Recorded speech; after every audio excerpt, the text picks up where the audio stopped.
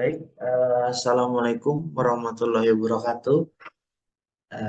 Selamat pagi teman-teman semuanya ya.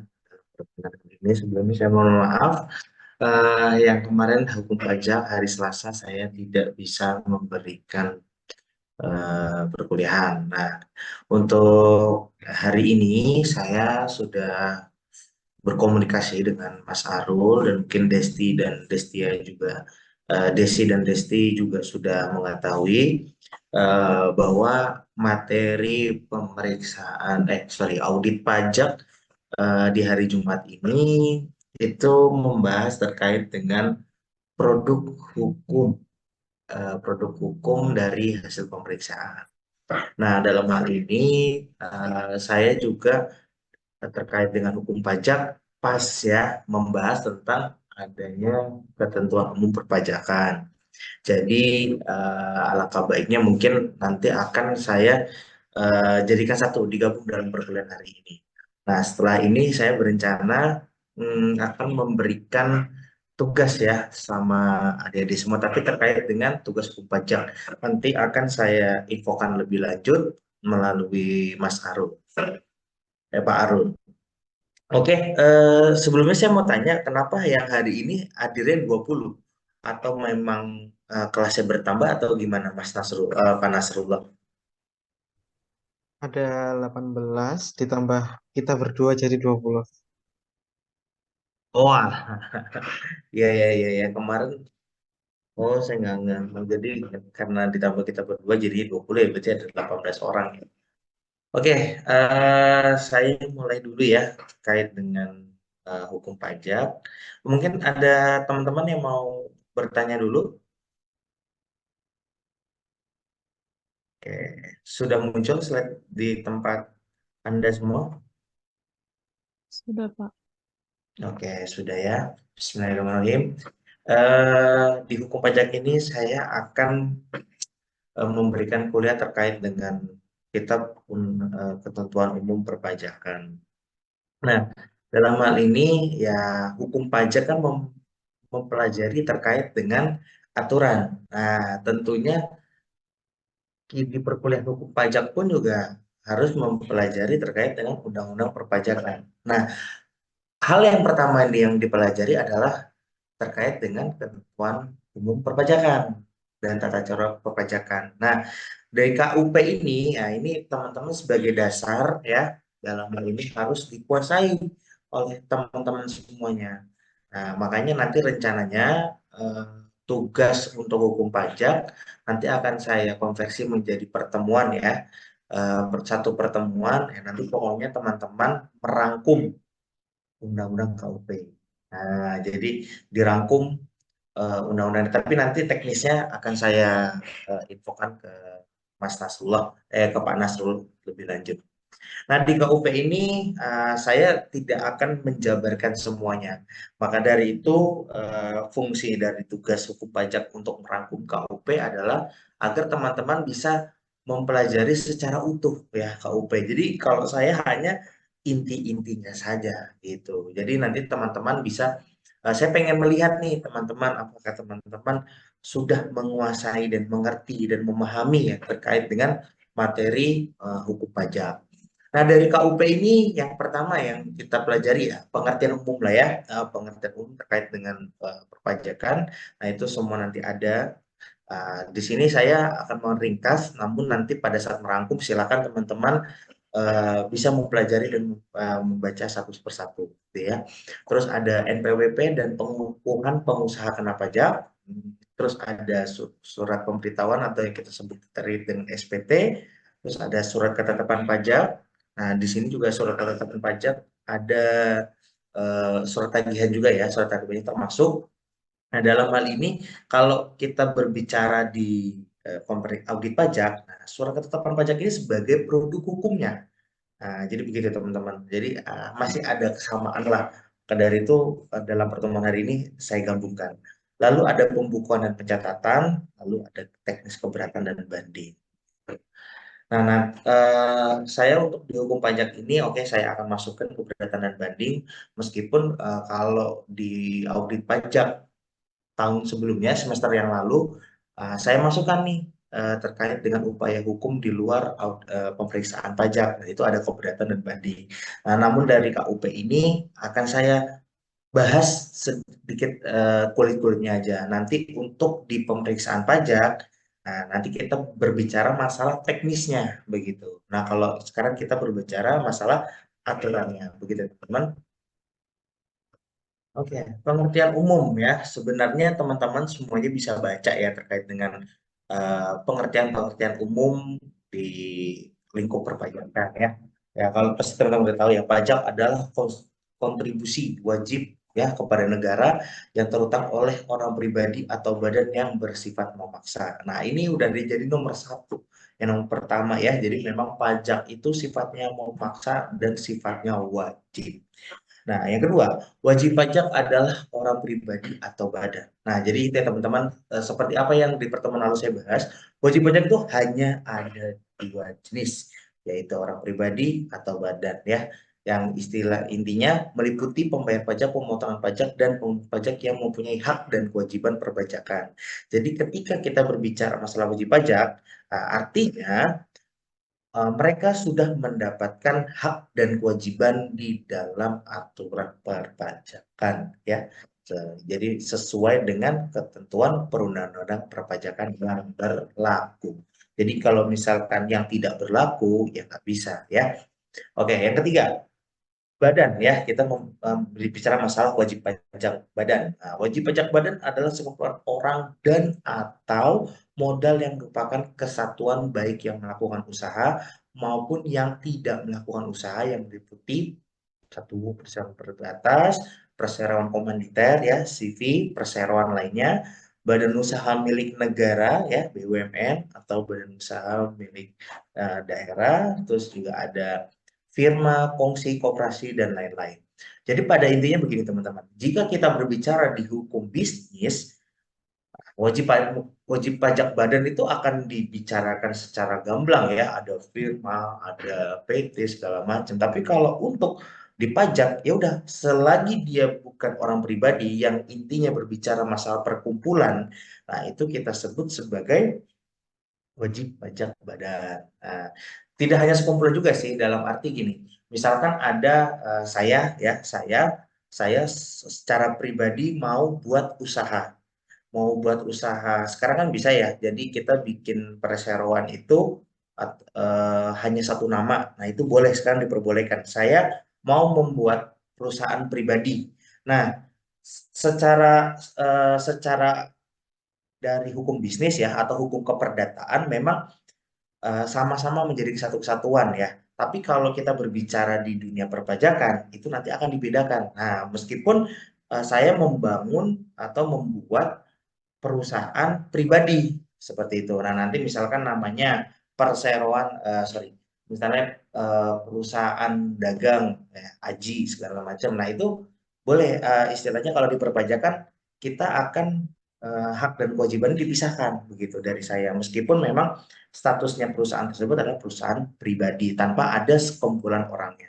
Oke, jadi itu ya teman-teman yang harus dipahami ya. Jadi hanya ada dua jenis. Nah, kalau orang pribadi ya kita ini masing-masing kayak teman-teman semua di sini ya. eh, Istilahnya ya kalian melekat kepada diri kalian pribadi masing-masing. Jadi begitu.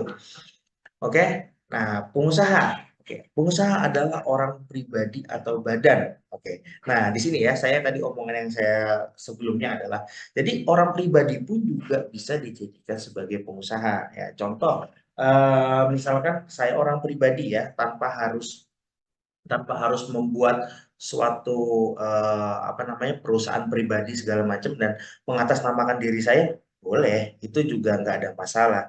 Namun saya sebagai ya istilahnya berkecimpung di dunia perpajakan, saya selalu menyarankan untuk dipisahkan kepentingan pribadi sama kepentingan bisnisnya seperti itu. Jadi eh, orang pribadi juga bisa disebut sebagai pengusaha dan badan juga bisa disebut sebagai pengusaha yang dalam kegiatan usahanya atau pekerjaannya menghasilkan barang, mengimpor barang, ekspor barang, melakukan usaha perdagangan dan memanfaatkan barang tidak wujud dari luar pabean. Ya, atau bisa melakukan usaha jasa atau memanfaatkan jasa dari luar daerah pabean. Jadi jasa pun juga bisa, misalkan ya, sekarang ada, misalkan saya seorang akuntan publik, contoh. Saya seorang akuntan publik, saya nggak berpartner, saya tidak berpartner dengan akuntan-akuntan lain, dan saya membuatnya sendiri. Nah, itu dari dunia perpajakan boleh boleh dipisah ya, maksudnya dalam arti boleh dipisah antara penghasilan pribadinya, kewajiban perpajakan pribadinya, atau kantor akuntan publiknya sendiri, itu boleh dipisahkan. Nah, tapi kalau misalkan mau nggak dipisahkan juga boleh. Nah, seperti itu ya teman-teman. Jadi intinya eh, dalam dunia perpajakan ini sebenarnya simple, wajib pajak hanya dibagi menjadi dua orang. Oke, selanjutnya kan yang poin 4 kita sudah membahas masalah pengusaha. Nah, pengusaha pun juga digolongkan lagi nih ya, ada pengusaha kena pajak atau pengusaha non PKP. Kita sering berkatanya mungkin PKP atau non PKP. Nah, sebelum saya jauh, saya pengen tahu, salah satu teman-teman ada yang paham nggak apa sih yang dimaksud dengan pengusaha kena pajak atau non PKP, atau apa bedanya nih dengan pengusaha yang non PKP? Monggo, silakan teman-teman. Ada yang tahu, ada yang paham. Jadi biar saya nanti apa sih berbicara masalah pengusaha kena pajak nih. Nah, misalkan ada yang belum paham, jadi biar teman-teman paham. Ayo coba apa eh, yang dimaksud terkait dengan pengusaha kena pajak? Kenapa kok dia bisa dijadikan sebagai pengusaha kena pajak? Coba saya Izin jawab, Pak. silakan Mbak Desi. Untuk pengusaha kena pajak yang saya tahu itu biasanya pengusaha yang nilai penghasilan atau peredaran brutonya itu di atas 4,8 M. Jadi dia dikukuhkan sebagai pengusaha kena pajak, dan biasanya pengusaha kena pajak ini udah mulai eh, mem- mengambil PPN gitu, Pak, atau mengenakan PPN dari penjualan barang ataupun jasanya. Seperti itu. Oke. Nice, nice, nice sekali ya. Jadi memang tepat jawabannya Mbak Desi ya, karena kenapa dia bisa dikukuhkan sebagai PKP ya, karena dia memiliki omset peredaran bruto ya, peredaran bruto yang sesuai dengan aturan harus diwajibkan. Nilainya berapa coba Mbak Desi? Di atas 4,8 miliar, Pak. Oke, di atas 4,8 miliar ya. Nah, terus yang saya tanya lagi Mbak Desi, kalau misalkan perusahaan tersebut omsetnya 4,2, boleh nggak jadi PKP? Boleh, Pak, asal itu kan bersifat secara mandiri itu melakukan izin ke DJP-nya. Oke, baik. Jadi selagi belum melampaui 4,8 M, menjadi PKP sifatnya menjadi sunnah. Betul ya? Jadi menjadi sunnah. Tapi jika memang omset wajib pajak tersebut sudah melebihi 4,8 M, berarti sudah diwajibkan menjadi PKP. Oke, nah sebelum saya berlanjut ya, saya menjelaskan sedikit terkait dengan PKP ini. Nah, saya juga punya cerita ya. Saya pernah menangani satu orang pribadi. Itu jauh lah di sana, di daerah timur di Indonesia. Mereka hanya menjual eh, limbah-limbah dari potongan kulit-kulit hasil bumi ya, kayak kulit bawang atau kulit kemiri, sorry. Kulit kemiri mereka jual-jualkan. Nah, karena ya memang wajib pajak tersebut tidak terlalu paham ya terkait dengan aturan-aturan perpajakan dan sebagaimana. Jadi pada intinya dia ini si wajib pajak ini menjual hasil-hasil limbah dari hasil bumi. Nah, namun tidak disadari di dalam rekening korannya itu sudah sampai kalau tidak salah 30 eman. Nah, otomatis secara aturan kan dia secara pribadi harusnya sudah PKP dong, ya, harus sudah PKP. Namun eh, karena dia masih wajib pajak ini tidak mengetahui aturan tersebut, maka DJP selaku pengawas ya melakukan pemeriksaan kepada wajib pajak tersebut dan dikukuhkan sebagai pengusaha kena pajak. Nah, itulah teman-teman, itu bukti nyata bahwa orang pribadi pun juga ada kesempatan menjadi pengusaha kena pajak. Nah, makanya pengusaha kena pajak ini terus terang sangat menarik dalam diri saya karena kenapa? Saya sampai membuat skripsi terkait dengan aturan pengusaha kena tesis. Di S2 saya S2 di Magister Kenotariatan. Saya sampai membuat tesis terkait dengan pengusaha kena pajak terhadap notaris. Karena kenapa?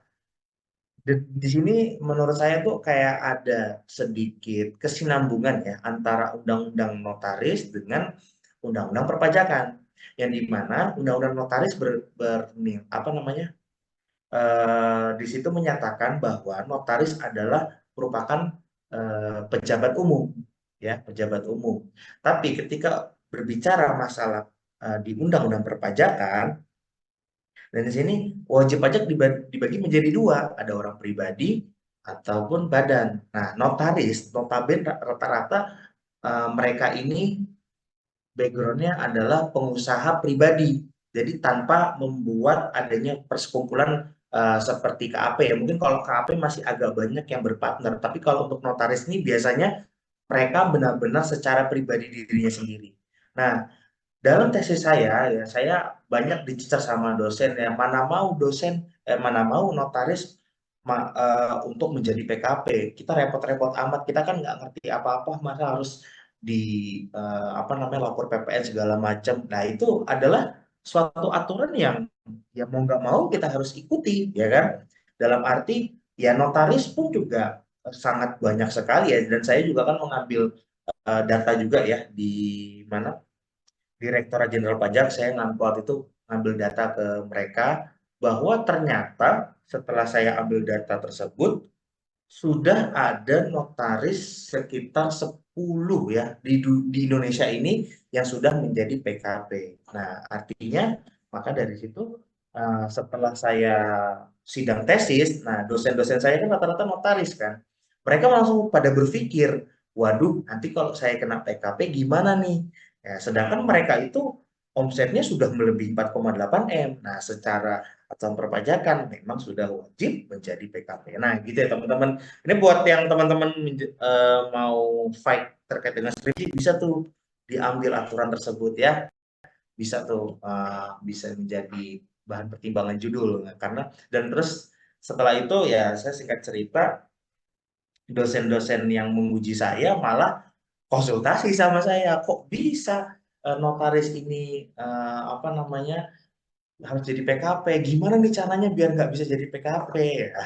Ya begitulah, malah jadi apa ya, ya sebenarnya kalau tesis saya diujikan oleh dosen-dosen yang biasa expert di perpajakan, mungkin tesis saya akan menjadi biasa ya. Tapi ketika saya membuat tesis seperti itu di hadapan notaris-notaris yang memang tidak paham terkait dengan perpajakan, makanya akan menjadi luar biasa.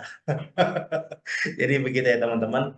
Jadi makanya dari hal ini, misalkan nanti teman-teman dimanapun ya, kalau misalkan memang sudah memiliki ketertarikan sama pajak ya, jadi jangan sampai kalau teman-teman juga pelit-pelit ilmu nih sama para wajib pajak, karena kan kasihan di mereka gitu kan, karena kita nggak tahu nih orang pajak tuh ngawasnya sampai mana, apalagi dengan reformasi perpajakan ini, perpajakan akan semakin diperketat. Apalagi ada konteks ini nanti ya.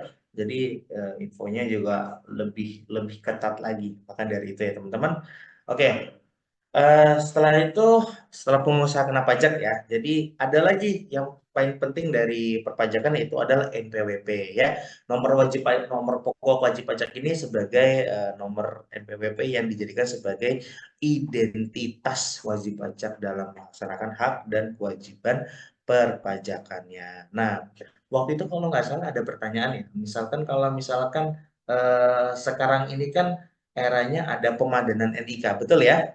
Nah, ada pemadanan NIK.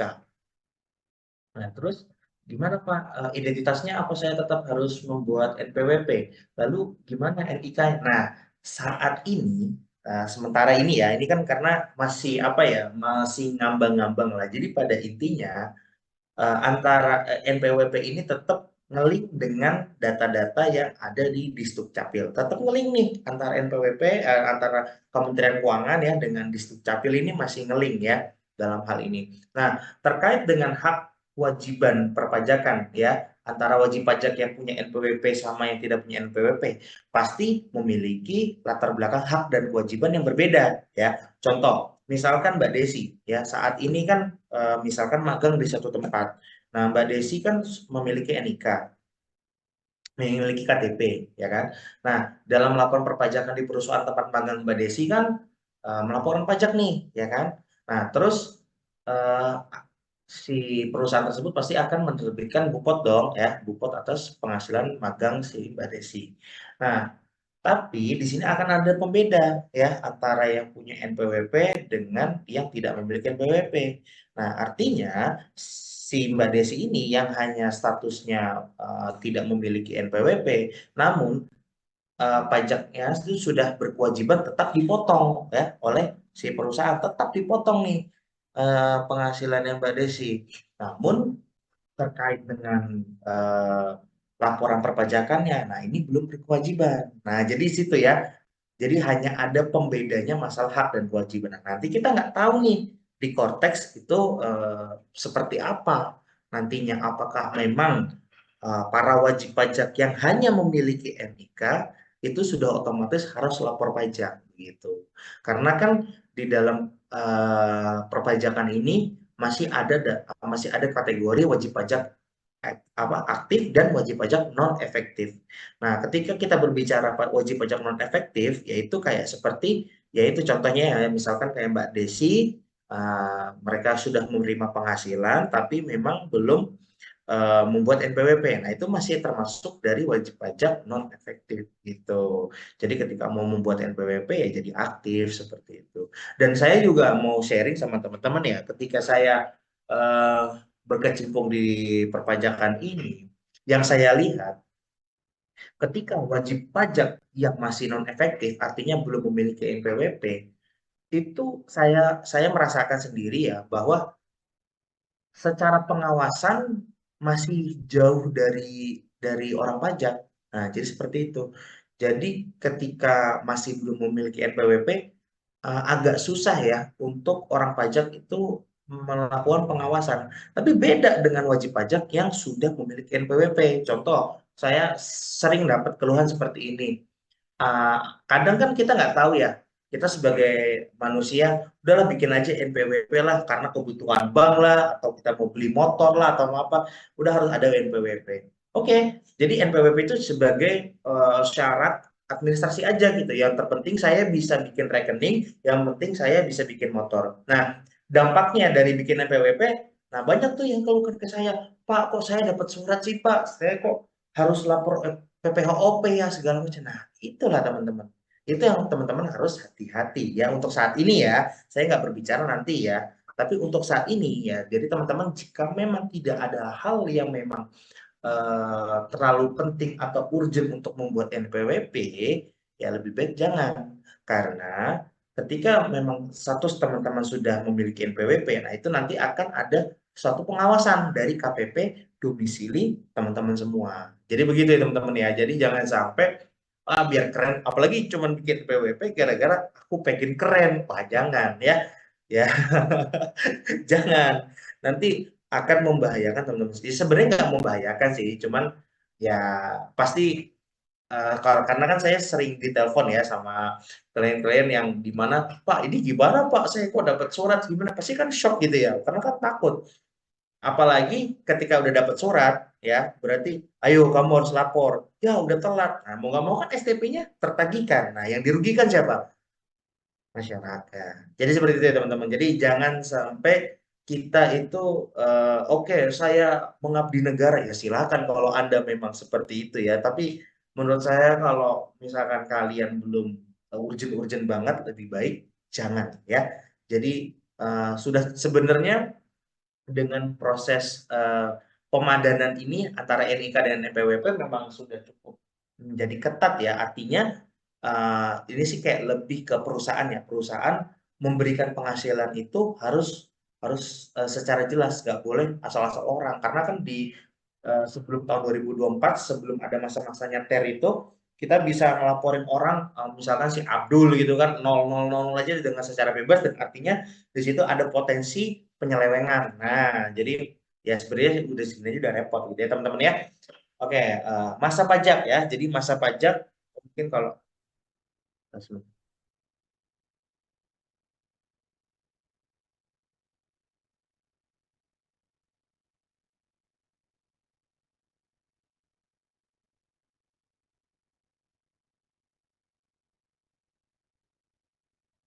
oke. Sorry. Nah, lalu ada masa pajak. Nah, masa pajak itu apa sih? Ya terkait dengan keterangan bulan ya, misalkan masa Januari, masa Februari. Nah, biasanya ini digunakan untuk SPT terkait dengan ini ya, output ya. Nah, itu biasanya berbicara masalah masa. Jadi masa pajak ya. Jadi itu bulan. Kalau di bahasa pajak itu menjadi bulan. Tahun pajak ya udah berarti 1 tahun ya, berarti 12 kayak SPT tahunan ya, SPT OP itu masuknya tahun pajak. Nah, pajak yang terutang ya, berarti pajak yang ada ini nih keterangannya itu yang masih harus dibayar. Nah, SPT yaitu surat pemberitahuan ya SPT ya. Terus ada surat pemberitahuan masa yaitu kayak PPN ya, PPh satu itu masa, terus PPh tiga unifikasi, sorry, unifikasi itu juga masa. Terus ada surat ketetapan pajak. Nah, surat ketetapan pajak itu ada ada berbagai hal ya. Ada kurang bayar, ada tambahan, ada nihil, ada lebih bayar. Kalau saya lebih suka yang lebih bayar. Karena lebih bayar. Nah, di sini ada lagi surat tagihan pajak, yaitu surat yang berbicara masalah sanksi administrasi ya. Cuman kalau untuk STP ini bisa timbul dari hasil pemeriksaan maupun dari hasil pengawasan HR-nya masing-masing ya. Jadi bisa fleksibel nih, STP ini bisa keluar kapan aja.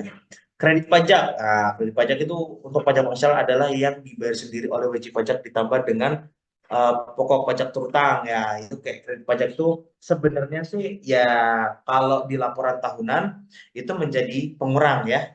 Kayak contoh, misalkan saya perusahaan jasa gitu kan, saya setiap dari penghasilan jasa itu sudah dipotong PPh tiga oleh lawang transaksi.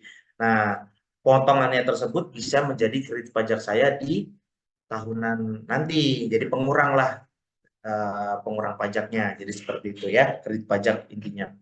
Nah, pekerjaan bebas adalah pekerjaan yang dilakukan oleh brand pribadi yang mempunyai keahlian khusus. Nah, begitu ya teman-teman ya, terkait dengan pekerjaan bebas. Terus ada pemeriksaan, ya pemeriksaan itu terkait dengan audit pajak. Terus ada bukti permulaan ya. Nah, bukti permulaan itu terkait dengan merujuk ke ini, apa namanya, dugaan-dugaan pidana ya. Kalau untuk bukti permulaan. Nah, kalau untuk pemeriksaan bukti permulaan berarti pemeriksaan yang dilakukan mendapatkan bukti permulaan tentang adanya dugaan telah terjadinya tindak pidana di bidang perpajakan. Kalau bukti permulaan itu masih kayak mencari bukti, tapi kalau untuk pemeriksaan bukti permulaan berarti sudah merujuk untuk melakukan penetapan tersangka.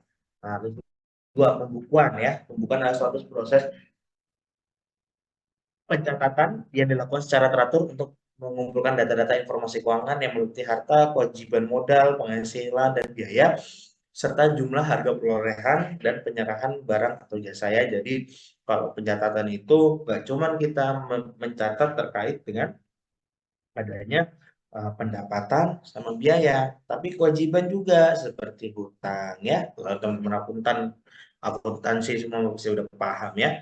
Surat keputusan keberatan ya, surat keputusan keberatan. Jadi setelah adanya pemeriksaan pajak, terbit SKP produk hukum. Nah, kita setelah itu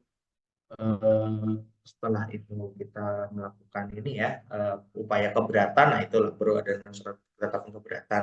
Nah, ada putusan banding ya di pengadilan pajak. Nah, ada putusan gugatan. Nah, putusan gugatan tuh seperti apa, Pak? Nah, putusan gugatan itu ya layaknya seperti ini, apa namanya, ada STP ya, denda, kita langsung gugat karena kita menilai STP tersebut Nggak benar. Sorry ya.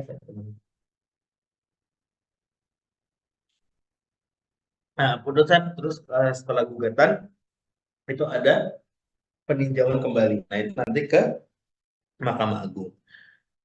Oke.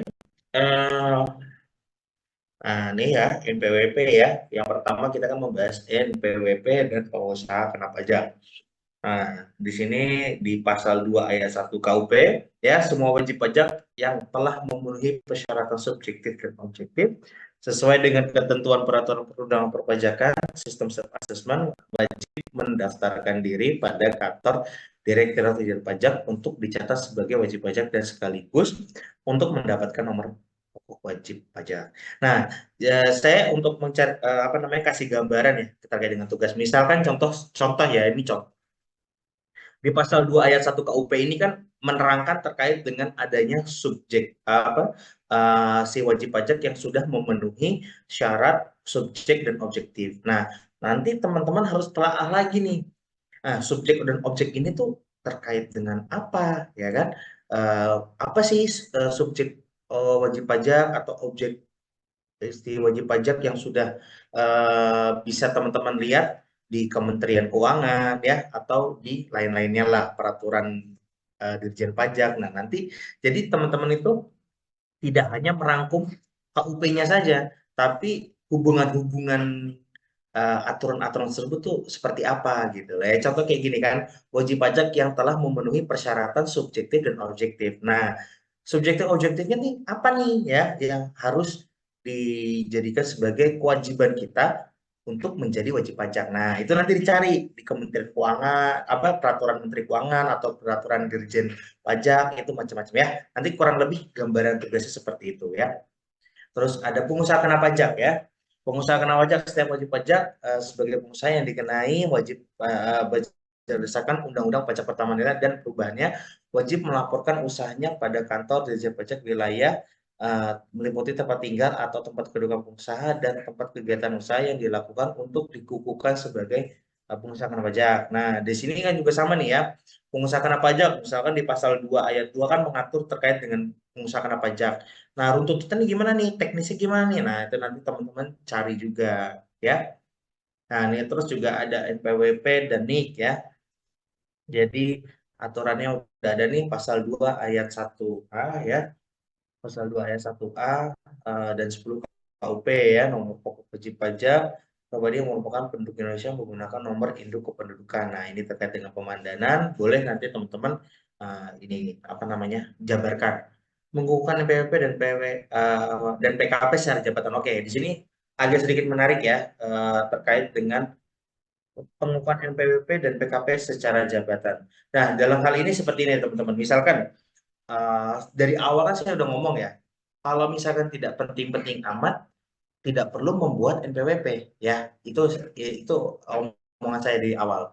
Tapi ketika teman-teman ya, teman-teman sudah menjadi wajib pajak atau masyarakat yang sudah memenuhi syarat objektif dan subjektif sebagai wajib pajak, maka teman-teman harus menjadi sorry, teman-teman harus mendaftarkan NPWP ya atau bisa secara jabatan. Artinya kelak misalkan teman-teman nih secara objektif dan subjektif teman-teman sudah memenuhi nih.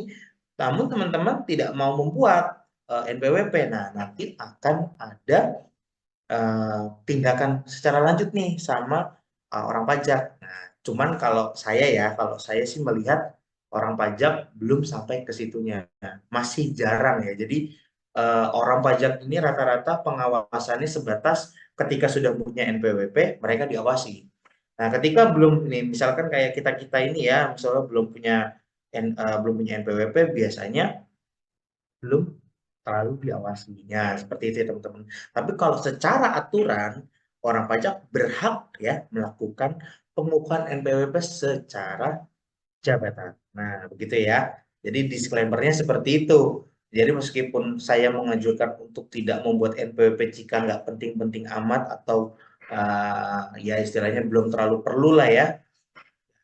Tapi di sisi lain ada syarat subjektif dan objektif yang harus ditaati. Nah, jadi nanti teman-teman juga nggak usah kaget ya kalau misalkan ya meskipun memang jarang terjadi, misalkan teman-teman apa namanya sudah memenuhi syarat tersebut, ya sebaiknya sih daftarkan aja. Tapi nanti khawatir adanya pemeriksaan atau pengawasan dari orang pajak. Jadi begitu ya teman-teman. Nah, terus, di sini yang harus dihati-hati ya masalah PKP ya. PKP secara jabatan ini terus terang PKP secara jabatan ini agak agak lebih beresiko. Karena apa? Karena ketika biasanya ya, ketika wajib pajak yang mungkin sudah punya NPWP, tapi dia tidak mengerti secara detail terkait dengan aturan perpajakan bla bla bla sebagai berikut, ya udah. Nah, itu yang tadi saya kasih tahu ya, masalah klien saya yang waktu itu ada di Indonesia Timur sana. Nah, jadi seperti itu. Bisa dikukuhkan PKP secara jabatan. Nah, kalau secara jabatan kan mau tidak mau, suka tidak suka, harus begitu ya. Nah, begitu sebaliknya ya teman-teman. Bisa juga, misalkan saya pemilik NPWP dari tahun 2015. Saya nggak pernah aktif ya. 16, 17, 18, 19, 20. Saya nggak pernah aktif, saya nggak pernah lapor. Nah, dalam hal ini Dirjen Pajak juga bisa melakukan pengukuhan yaitu non efektif NWP, itu juga bisa terjadi dan itu pernah banyak terjadi hal seperti seperti itu. Nah, jadi meskipun pengukuhan itu kesannya kayak oh kita yang belum punya NPWP harus diterbitkan NPWP nih, ya nggak cuma itu juga. Nah, kita yang sudah punya NPWP tapi kita tidak pernah aktif, tidak pernah nggak pernah laporan. Nah, itu bisa ada indikasi untuk dikukuhkan secara jabatan untuk NPWP-nya, untuk non-efektif NPWP-nya. Jadi seperti itu ya. Nah, begitupun juga PKP ya. Ketika memang ternyata dinilai perusahaan ini ya omsetnya juga turun terus gitu kan, terus juga nggak pernah lapor PPN, itu bisa ada kemungkinan untuk dikukuhkan secara jabatan untuk menjadi non PKP. Tapi biasanya jarang sih kalau untuk terkait dengan non PKP ini karena ya istilahnya untuk menjadi PKP saja tanpa harus melampaui omset 4,8 M ya tetap bisa begitu ya. Namun di sini bisa terjadi hal tersebut. Nah, namun biasanya memang harus ada permohonan sih, permohonan non PKP ke DJP ya.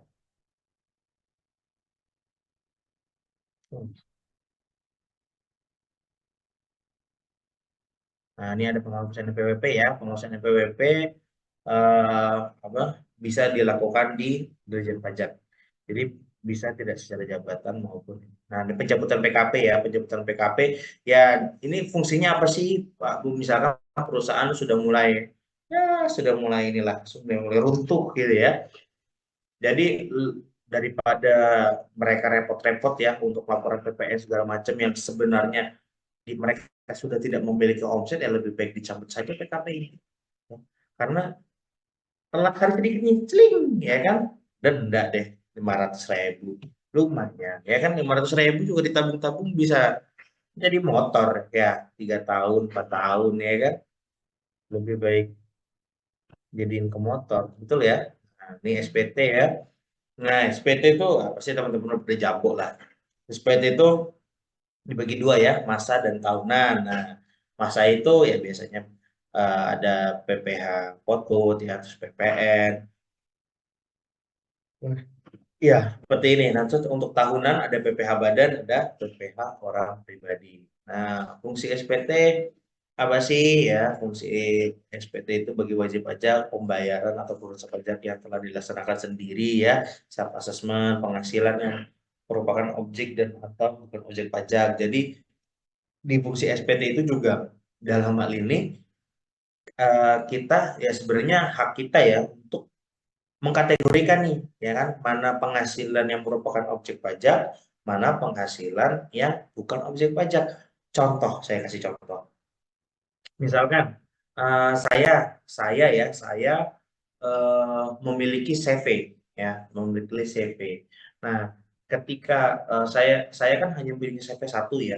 Nah, di CV ini kan ada penghasilan, ada istilahnya mereka dapat omset dari pendapatan. Nah, saya ambil nih eh prive-nya dari CV tersebut. Nah, di aturan perpajakan itu bisa nggak kena pajak ya, karena dalam perpajakan ini masih meskipun antara CV dengan orang pribadi ini berbeda ya, kewajiban perpajakannya berbeda, namun ketika kita nih, saya misalkan saya ya pemilik CV, ketika saya mengambil keuntungan CV tersebut ya masih diperbolehkan.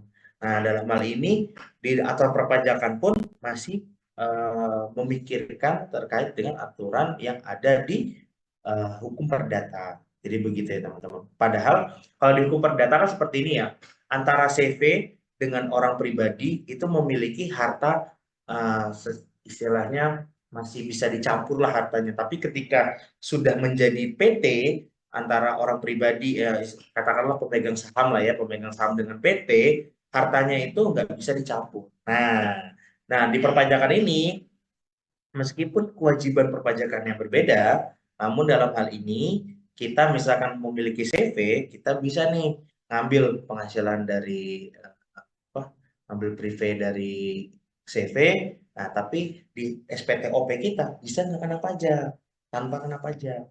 Nah, balik lagi kalau misalkan kita sebagai pemegang saham di PT, ya kan, itu ada objek pajak apa tuh? Kalau misalkan kita mengambil keuntungan dari perusahaan, coba teman-teman, ada yang tahu nggak namanya apa?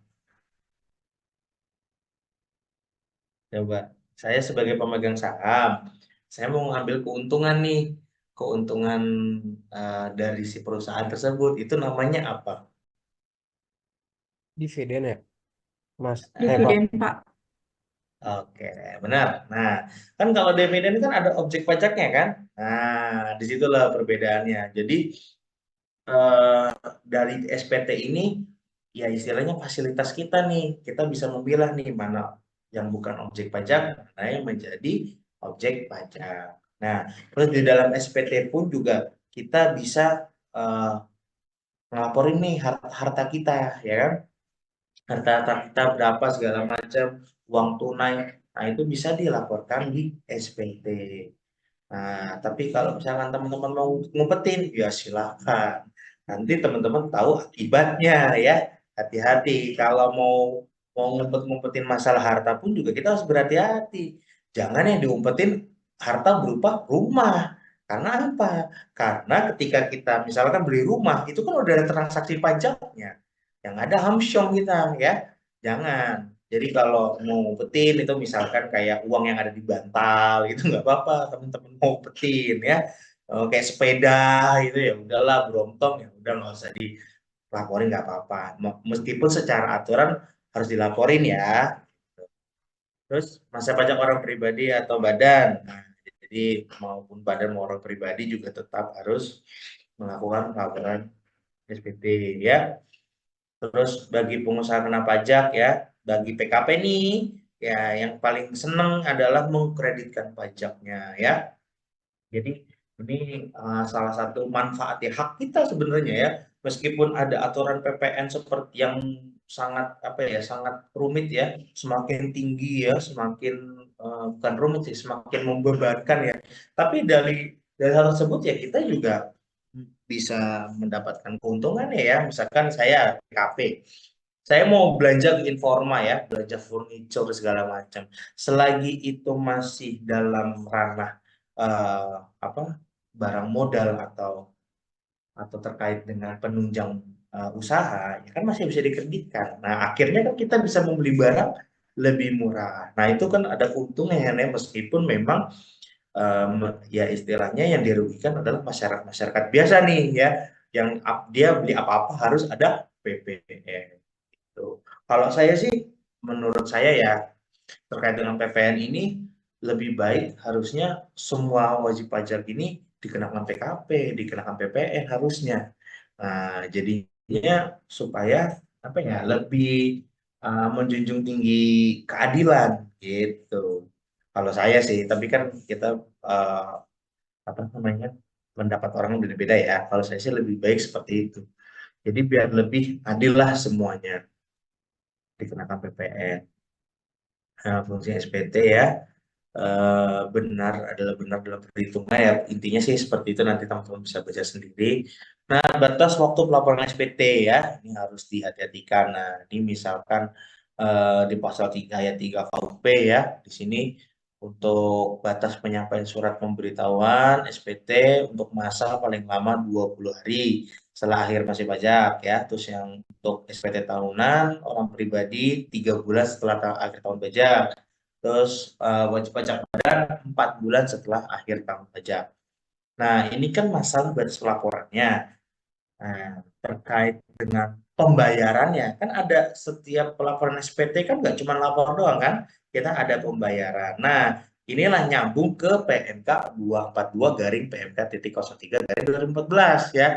Di sini ada aturannya terkait dengan pembayarannya. Nah, waktu itu sempat ada yang tanya, Pak, kok saya dapat SPT terus ya, padahal PPh unifikasi saya itu saya laporkan terus kok sebelum 20 hari masa pajak berikutnya. Nah, Ibu bayarnya kapan? Ya pas pelaporan itu, saya langsung bayar. Ya enggak, telat. Jadi tetap dianggapnya telat. Karena nih, misalkan ini ya, PPh 4 ayat 2 yang dipotong oleh PPh harus disetor paling lama 10 bulan berikutnya. Ya, artinya kalau sekarang September ya berarti untuk yang laporan Agustus sampai tanggal 10 September. Nah, seperti itu. Jadi nanti teman-teman bisa baca semua ya. Jadi intinya, nah untuk tugas juga kurang lebih seperti ini. Misalkan batas waktu pasal 3 ayat 3 KUP. Nah, berarti kan ada penunjang terkait dengan peraturan Menteri Keuangannya kan. Nah, ini nih ada PMK 242, PMK 03 2014 gitu ya. Pasti mengerti lah. Terus terkait denda telat lapor ya. Nah, ini telat lapor nanti juga teman-teman bisa baca sendiri ya. Pada intinya rata-rata kalau PPN telat lapor 500.000, terus kalau masa 100.000, terus kalau PPh-OP 100.000 dan PP Badan 1 juta. Nah, ini meskipun ada serem ya, ada denda ya, tapi kita ada pengecualian juga nih di pasal 7 ayat 2 KUP ya. Pengenaan sanksi administrasi berupa denda sebagaimana dimaksud pada ayat 1 tidak dilakukan terhadap satu wajib pajak pribadi yang telah meninggal dunia ya. Ya udah meninggal masih ditagih pajak juga. Ya kasihan banget gitu ya.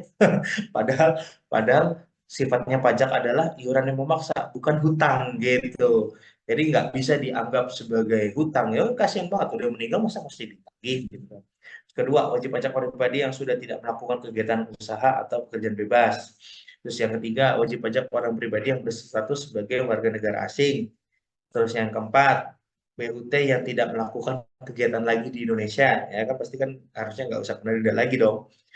Wajib pajak badan yang tidak melakukan kegiatan usaha lagi tetapi belum dibubarkan sesuai dengan ketentuan yang berlaku. Nah, bendahara yang tidak melakukan pembayaran lagi. Terus yang berikutnya wajib pajak yang terkena bencana. Ya, ini kasihan juga ya. Udah terkena bencana masih ditagih pajak lagi. Nah, jadi kalau misalkan nanti ya teman-teman jadi bagian perpajakan terkait dengan adanya bencana nih, misalkan dapat tagihan pajak, ya udah ini aja melas-melas pakai pasal ini, pasal 7 ayat 2 ya. Terus wajib pajak lain yang diatur dengan atau berdasarkan peraturan Menteri Keuangan. Nah, di sini bisa juga nih teman-teman ya, di pasal 7 ayat 2 ini kan ada kata-kata di huruf H ini, wajib pajak lain yang diatur dengan atau berdasarkan peraturan Menteri Keuangan. Nah, ini teman-teman cari nih, peraturan Menteri Keuangannya, peraturan Menteri Keuangan berapa nih, nah, terkait dengan uh, pasal 7 ayat 2 huruf H ini. Nah, jadi begitu ya. Jadi pajak itu saling keterkaitan tuh. Nah, itu kan masalah hukum pajak ya. Jadi kan teman-teman kemarin sudah bisa sudah mengerti ya. Nah, ini kan masalah undang-undang ya. Undang-undang kan di bawahnya ada peraturan menteri. Nah, jadi intinya kita mempelajarinya dulu nih ya, mempelajari terkait dengan undang-undangnya dulu. Nah, baru nanti terkait dengan teknisnya ya biasanya diatur di peraturan menteri keuangan begitu. Tapi tetap kita pertama yang melihat yang undang-undangnya dulu. Nah, pembentukan SPT ya. Nah, di sini ada aturan ya, pembentukan SPT itu pada intinya di pasal 8 Undang-Undang KUP ya, ketika SPT tersebut rugi ya, rugi atau jadinya lebih bayar, kita dikasih kesempatan melakukan pembetulan itu 2 tahun.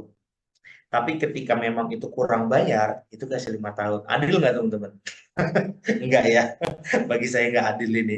Ketika ketika kita ngeklaim kurang bayar, ya kan, oh itu masih ada 5 tahun kita dikasih kesempatan. Tapi ketika kita klaim ada rugi atau lebih bayar, hanya 2 tahun, ya nggak adil ya teman-teman ya.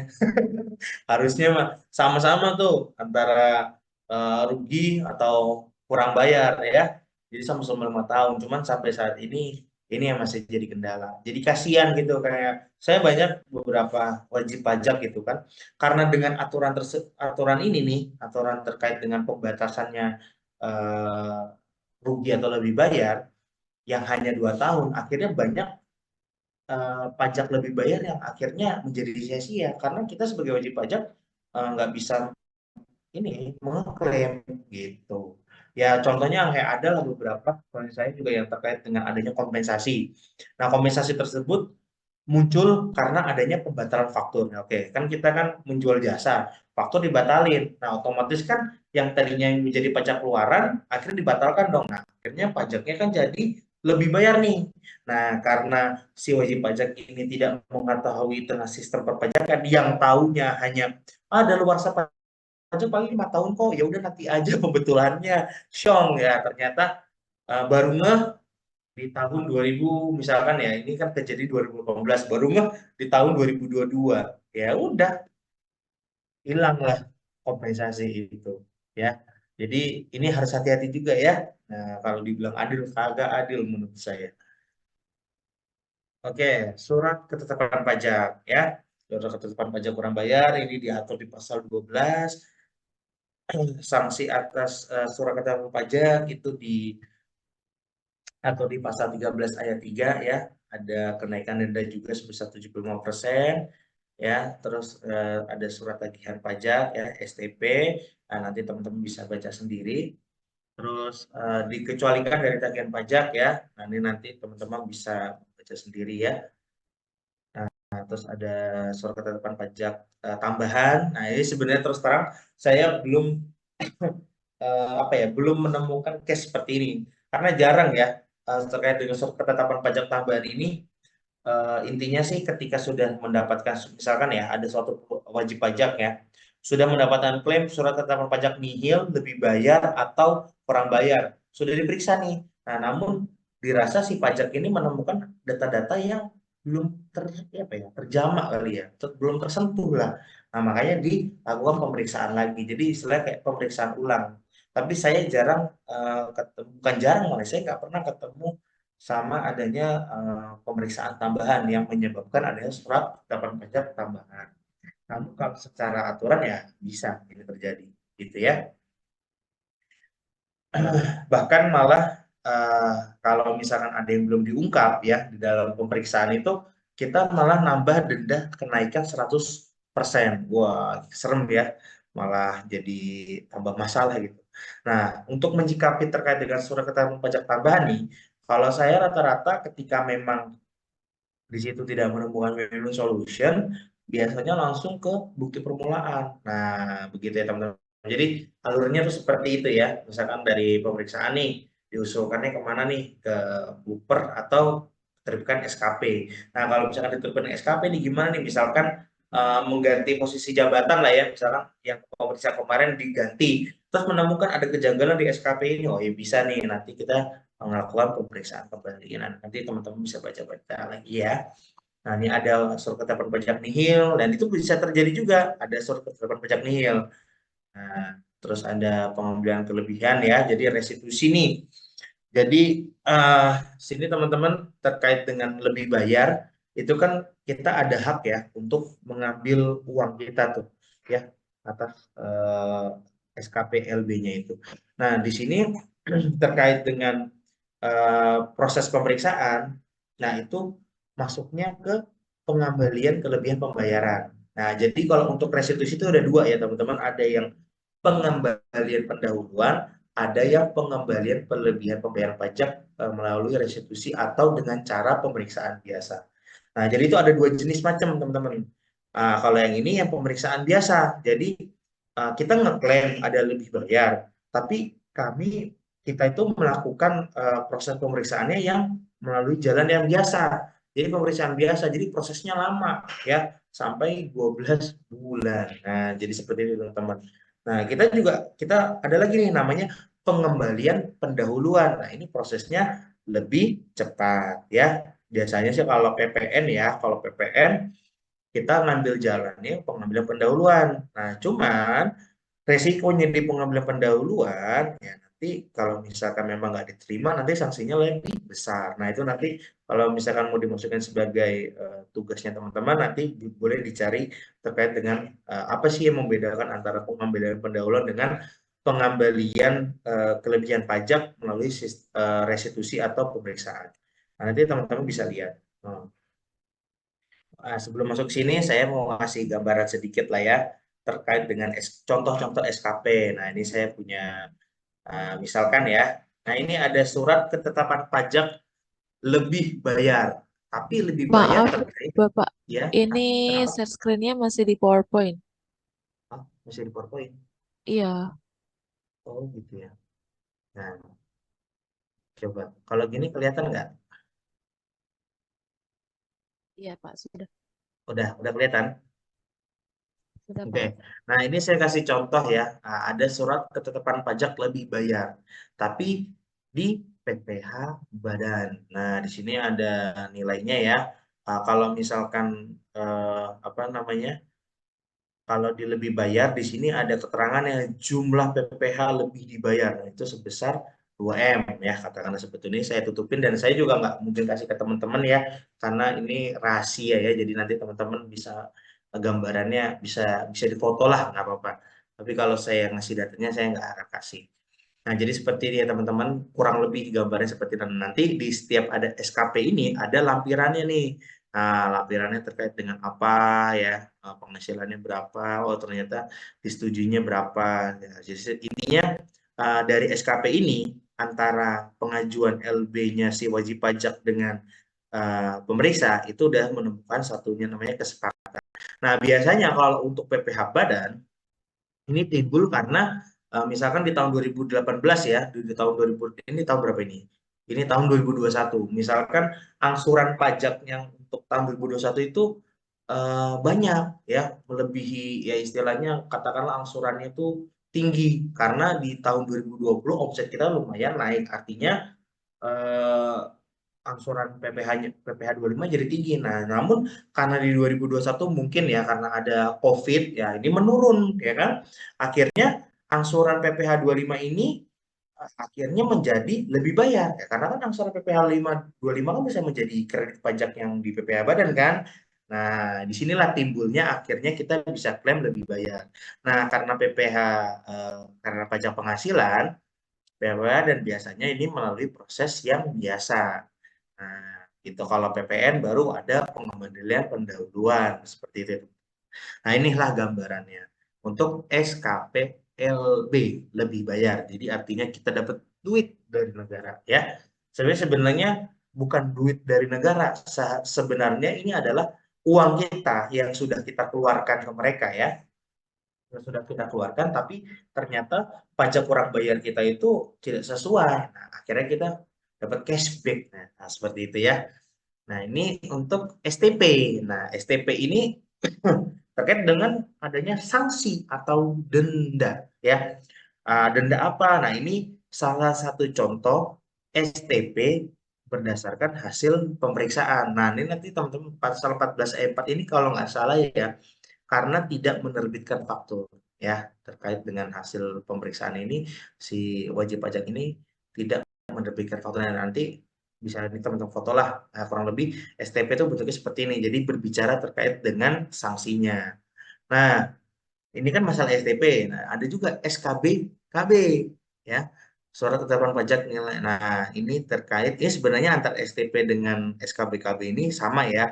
Maksudnya dengan dari WP yang sama.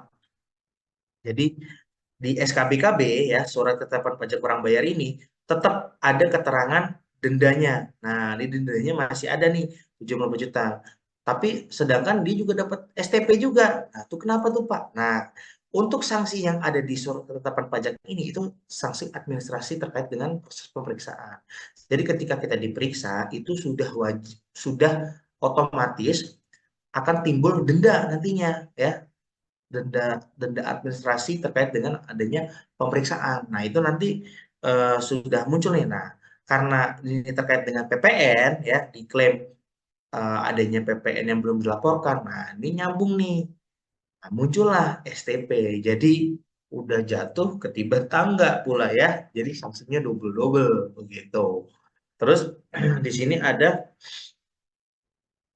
surat ketetapan pajak nihil ya, nihil dalam artinya dalam proses pemeriksaan misalkan di objek PPh 23 ini oh memang ternyata memang tidak ada potensi pajak ya. Artinya apa yang sudah dilaporkan wajib pajak sudah sesuai dengan Fiskus ya atau CDJP, akhirnya timbullah nihil. Nah, kalau nihil ada yang dibayar apa ya? Nggak ada yang dibayar apapun. Nah, untuk yang SKP tambahan kami belum pernah punya contohnya gitu ya teman-teman ya.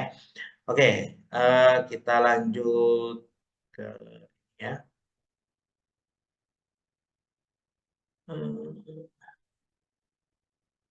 Oke, nah ini tampilannya agak serem nih ya, karena berkaitan dengan penagihan ya. Nah, ini di pasal 18 ya, dasar eh, penagihan terkait dengan adanya. Jadi penagihan itu dasarnya STP, SKBKB ya, terus ada SKB tambahan ya, terus ada juga pembetulan ya. Karena kan pembetulan itu bisa juga terjadi misalkan SKBKB si orang pajak salah ya, akhirnya mereka membuat surat keputusan pembetulan. Nah, itu juga bisa.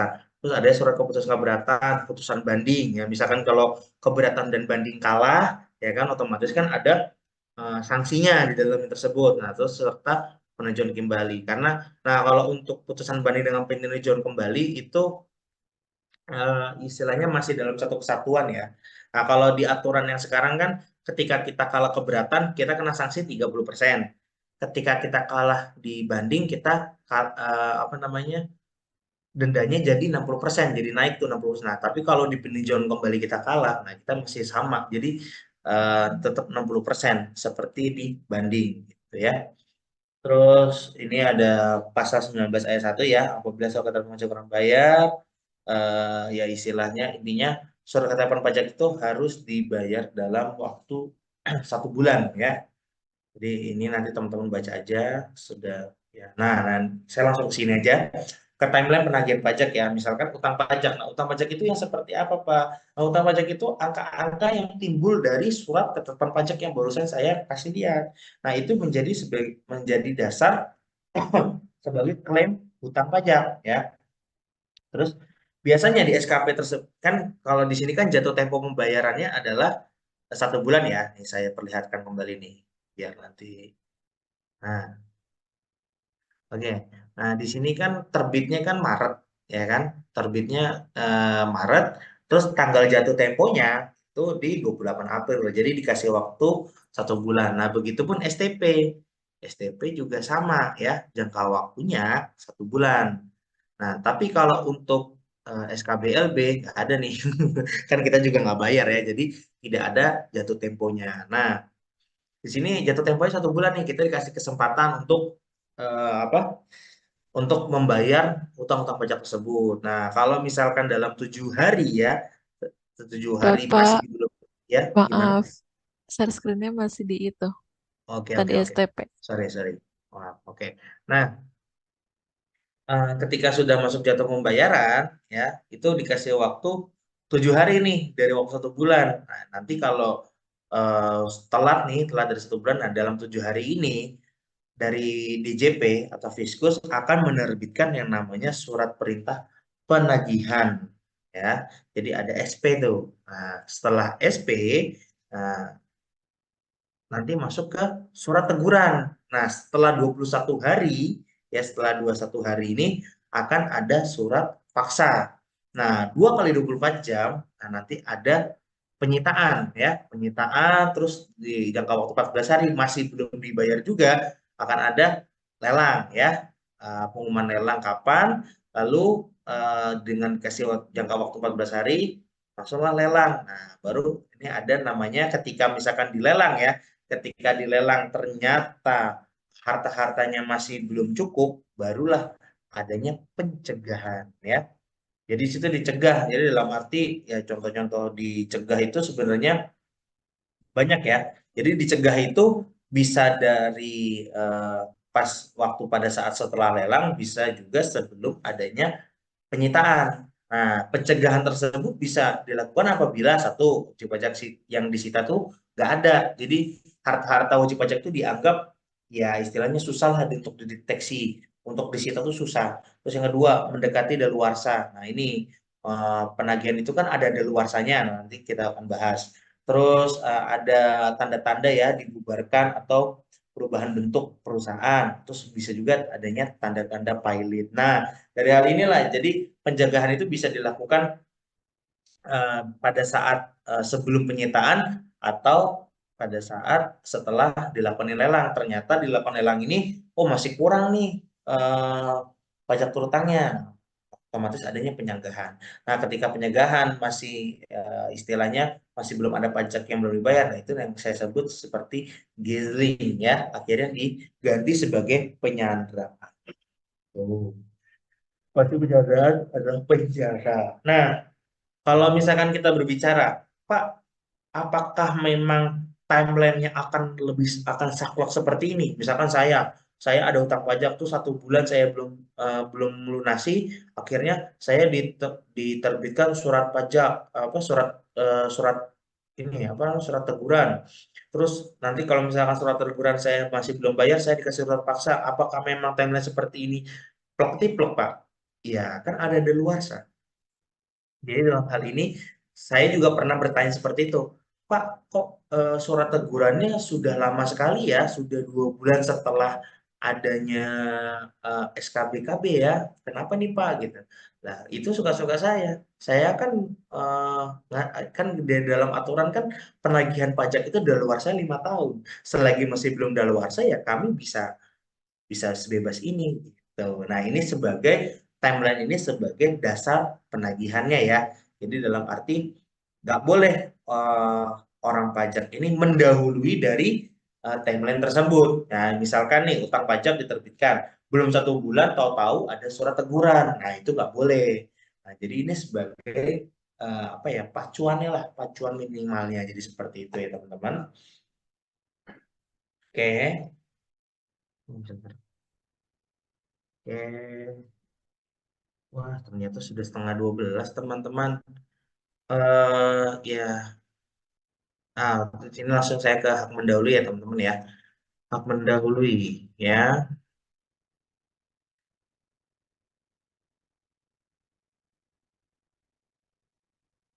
Jadi gini, teman-teman. Pada intinya, hak mendahului ini jadi pajak itu dijadikan sebagai apa ya? Inilah kewajiban yang paling didahului. Contoh-contoh ya, saya kasih contoh. Di dalam proses kepailitan ya, proses kepailitan itu kan pilot itu kan berarti kan si debitur ini memiliki beberapa hutang-hutang ya kan. Nah, ada hutang pajak, ada hutang ke bank, ada hutang ke vendor, ada hutang ke transaksi lain-lain lah. Nah, ini dipailatkan nih mereka. Nah, disinilah adanya kreditur preference ya di dalam pilot tersebut. Nah, kreditur preference itu siapa? Si pajak. Jadi intinya dalam hutang-hutang tersebut yang harus didahulukan adalah hutang pajak. Nah, jadi itu ya hak mendahului ini ada di aturan pasal 21 Undang-Undang KUP. Nah, nanti teman-teman bisa baca. Jadi masuknya dari hak mendahului itu seperti itu ya. Nah, hak mendahului itu berapa lama? Itu adanya 5 tahun. Nah, nanti bisa teman-teman baca ya. Terus ini ada luarsa penagihan pajak. Nah, di sini lah teman-teman. Daluarsa penagihan pajak itu ada 5 tahun. Nah, oke. Terus kita lanjut ke pencatatan pembukuan ya. Nah, di sini dalam hal ini pencatatan pembukuan itu harus disimpan ya, harus disimpan tuh 10 tahun sebenarnya ya. Karena kenapa? Karena kalau saya kan meskipun daluarsa pajak ada 5 tahun, tapi kan di sini masih ada apa ya kemungkinan ya, kemungkinan ancaman pidana, yaitu buper lah. Misalkan ternyata di kemudian hari ada case-case pidana lah ya terkait dengan di bidang perpajakan, maka dari hal ini kita harus menyimpan datanya sampai 10 tahun karena daluarsa penetapan pidana itu 10 tahun. Nah, mungkin saya menggambarkannya seperti ini ya, meskipun di secara perpajakan daluarsa 5 tahun ya. Oke. Nah, teman-teman mohon izin ya, terkait dengan sengketa pajak ya, di banding dan keberatan, paling nanti akan saya bahas di pertemuan setelah tugas teman-teman ya. UAS, UTS-nya kapan? UTS-nya kapan? UTS-nya kapan? Kalau sesuai kalender sih di akhir bulan ini, Pak. Oh, akhir bulan. Akhir bulan ini. Oh, ini cepet juga ya, nggak kerasa ya. Ya udah, pokoknya ini gitu ya teman-teman ya. Ya, ini pokoknya masuk ke dalam hukum pajak dan pemeriksaan pajak ya. Tapi nanti untuk hukum pajak yang masalah banding tadi nanti akan saya bahas di pertemuan berikutnya karena mau sholat Jumat di banyak lagi ya kan ya. Nah, intinya gini, nanti tugasnya saya akan informasikan ke Mas apa ke Pak Nasrullah, nanti akan dibagiin ke teman-teman ya. Tugasnya nanti jadi ini aja apa namanya? Satu pertemuan. Jadi begitu nanti untuk minggu depan kita ke kelas gitu ya, untuk kelas depan. Baik, ada yang mau ditanyakan teman-teman? Oke, nggak ada ya. Terima kasih teman-teman. Jadi kalau misalkan memang masih ada pertanyaan, ya nanti bisa di via WA ya, karena saya ada kepentingan sangat penting itu sholat Jumat ya. Oke teman-teman, terima kasih semuanya yang sudah. Saya meminta maaf ya apabila dalam pemaparan saya ada salah-salah. Wabillahi wa taufiq wal hidayah. Wassalamualaikum warahmatullahi wabarakatuh. Waalaikumsalam warahmatullahi Baik, wabarakatuh. Pak. Terima kasih, Pak. Sudah saya absen teman-teman ya. Silahkan kalau mau keluar dari Zoom, nggak apa-apa. Sudah saya absen sesuai kehadiran di Zoom ini. Terima kasih.